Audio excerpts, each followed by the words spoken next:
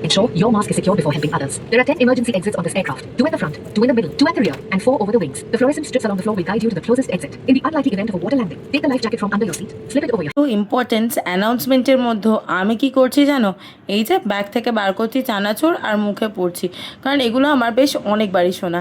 এই ভিডিওটা হলো এই লাস্ট টাইম মিন্স ফেব্রুয়ারি মাসে আমার কলকাতা থেকে হায়দ্রাবাদে ফেরত আসার ভিডিও।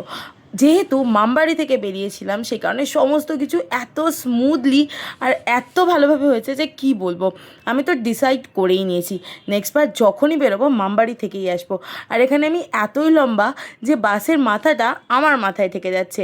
পাইলট দাদা বসে এখানে কি করছে আমি জানি না। এদিকে দেখছি প্লেনের পেটের মধ্যে কিন্তু ভরে দেওয়া হচ্ছে সমস্ত মালপত্রগুলো, মানে আমাদের লাগেজ ব্যাগ।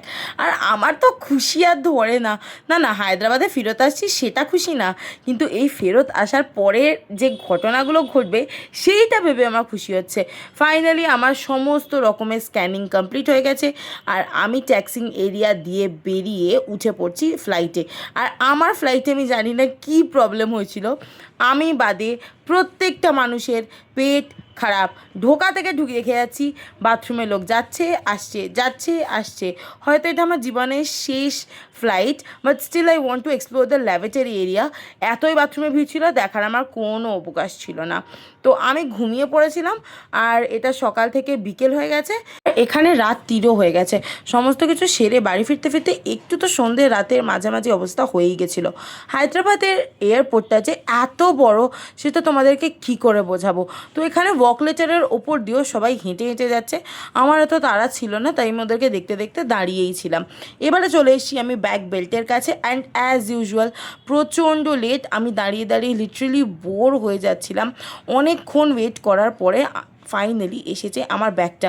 আসল প্রবলেমটা কি হয়েছিল জানো, আমার না টয়লেট পেয়েছে, তো সেই কারণেই আমার এত বিরক্তি লাগছিল। দৌড় দিয়েছিলাম তারপরে ওয়াশরুমে, যেখানে খুব সুন্দর একটা সুবিধা ছিল। হ্যাঁ, এখানে একটা স্যানিটারি ন্যাপকিনের জায়গাও ছিল। আমার এতই ভালো লেগেছে তাই আমি হায়দ্রাবাদ এয়ারপোর্টকে একটা এক্সিলেন্ট বাটন দিয়ে টিপে বাইরের দিকে চলে এলাম। আসার সময় দেখলাম এখানে অনেকগুলো সুন্দর সুন্দর দোকান ছিল, বিভিন্ন রকমের জিনিস কিনতে পাওয়া যাচ্ছিলো। আই ডোন্ট নো আমি কবে এত বড়লোক হব যেদিন এখান থেকে আমি জিনিস কিনতে পারবো, কিন্তু আমার মনে হয় এখান থেকে কেনাটা একটু বোকা বোকা, কারণ অনেক ওভার রেটিং প্রাইসে বিক্রি করে। ফাইনালি বাইরে বেরিয়ে এলাম আর ফেলুদার পুষ্পক ট্রাভেলসের বাসে করে আমি আসবো এবার আমার বাড়িতে। তোমাদেরকে সমস্ত কিছুটা ভালো করে দেখানোর চেষ্টা করলাম। ভিডিওটা যদি ভালো লাগে তাহলে লাইক, কমেন্ট, সাবস্ক্রাইব আর শেয়ার করতে তো একদমই ভুলবে না। এবার আমি তো আমার বাস পেয়ে গেছি যেটা আমাকে জেএনটিউ নামিয়ে দেবে।